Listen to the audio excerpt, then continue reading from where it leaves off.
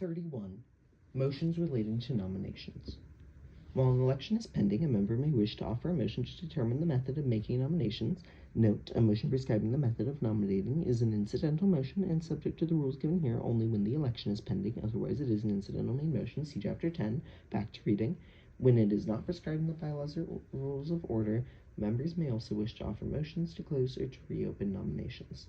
Certain descriptive characteristics. Incidental motions relating to nominations. 1. Take precedence over the pending election for which nominations are to be made. They yield to the privileged motions and to the motion to lay on the table. 2. Apply to any pending election. No necessary motion except amend. Note C 33(2) and 14, which also applies to these motions. Back to reading. Can be applied to them.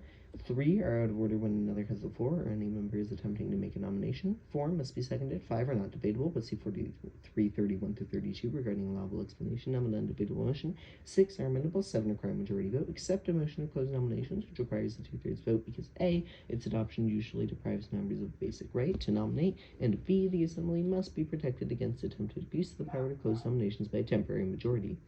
8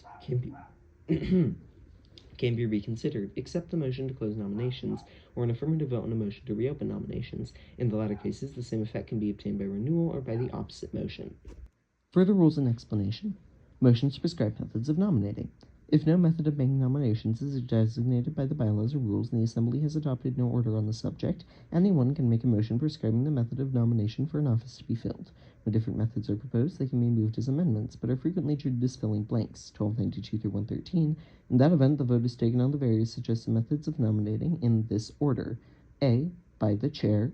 B, from the floor, sometimes called open nominations. C, by a committee. D, by ballot. E, by mail, and F, by petition. See Chapter 46. It should be noted that not all of these methods are appropriate or desirable in average societies. Motions to close or reopen nominations.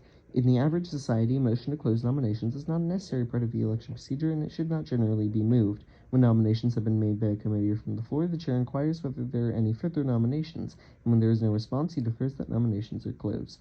In very large bodies, the formality of a motion to close nominations is sometimes allowed, but this motion is not in order until a reasonable opportunity to make nominations has been given, as noted above.